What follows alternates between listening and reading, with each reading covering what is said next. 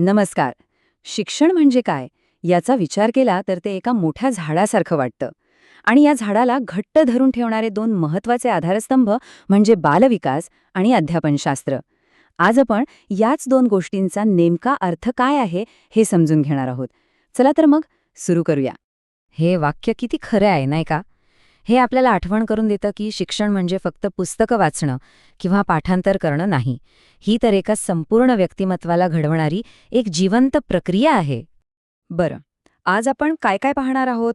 सगळ्यात आधी बालविकास म्हणजे नेमकं काय ते समजून घेऊ. मग वाढीचे वेगवेगळे टप्पे आणि त्यावर परिणाम करणाऱ्या गोष्टी कोणत्या आहेत ते पाहू. त्यानंतर आपण शिकवण्याच्या कलेकडे म्हणजेच अध्यापनशास्त्राकडे वळणार आहोत.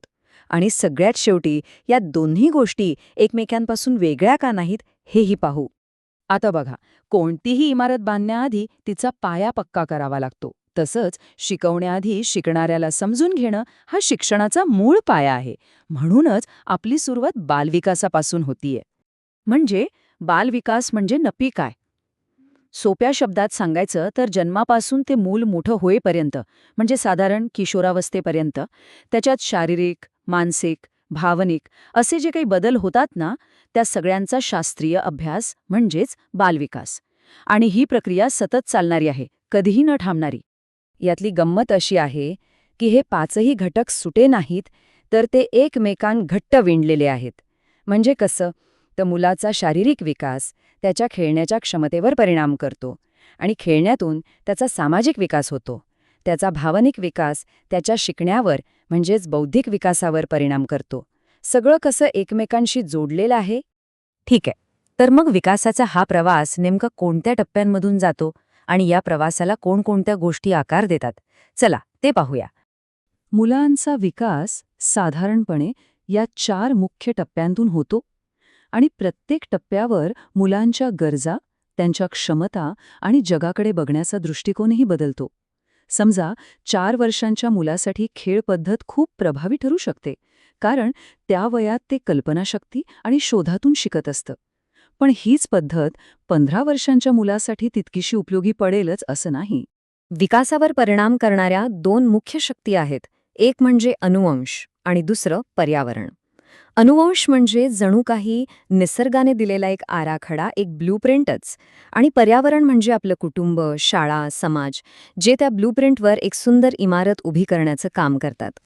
अर्थात फक्त अनुवंश आणि पर्यावरणच नाही, तर मुलाला मिळणारा आहार, त्याचं आरोग्य आणि त्याला मिळणारं शिक्षण व संस्कार ह्या सगळ्या गोष्टी एका बीजाला खतपाणी घालण्यासारख्या आहेत. त्याच्या सर्वांगीण विकासासाठी या सगळ्या गोष्टी खूप महत्त्वाच्या आहेत. चला, आत्तापर्यंत आपण शिकणाऱ्याला समजून घेतलं. आता नाण्याची दुसरी बाजू पाहूया. ती म्हणजे शिकवण्याची प्रक्रिया, ज्याला आपण अध्यापनशास्त्र म्हणतो. अध्यापनशास्त्र म्हणजे फक्त शिकवणं नाही, ही एक कला आहे, कारण प्रत्येक मूल वेगळं असतं. आणि हे एक शास्त्रसुद्धा आहे, कारण शिकवण्याच्या काही सर्वोत्तम पद्धती ठरलेल्या आहेत.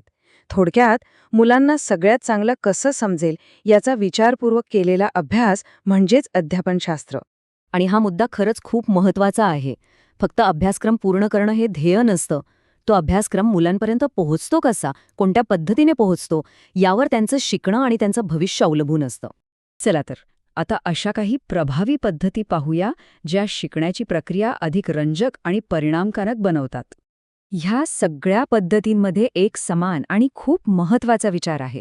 तो म्हणजे शिक्षणाचा केंद्रबिंदू हा शिक्षकाकडून विद्यार्थ्याकडे आणणं.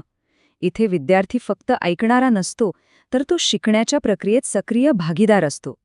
कोणत्याही शिक्षण पद्धतीचं अंतिम ध्येय केवळ परीक्षेत चांगले गुण मिळवणं नसतं, तर मुलाचा शारीरिक, मानसिक, भावनिक आणि सामाजिक म्हणजेच सर्वांगीण विकास घडून आणणं हे असतं.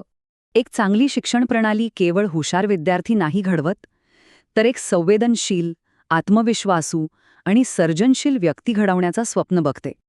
आता आपण या विश्लेषणाच्या सगळ्यात महत्त्वाच्या भागाकडे आलो आहोत. बालविकास आणि अध्यापनशास्त्र हे 2 धागे एकमेकांमध्ये कसे विणले गेले आहेत हे आता आपण पाहूया.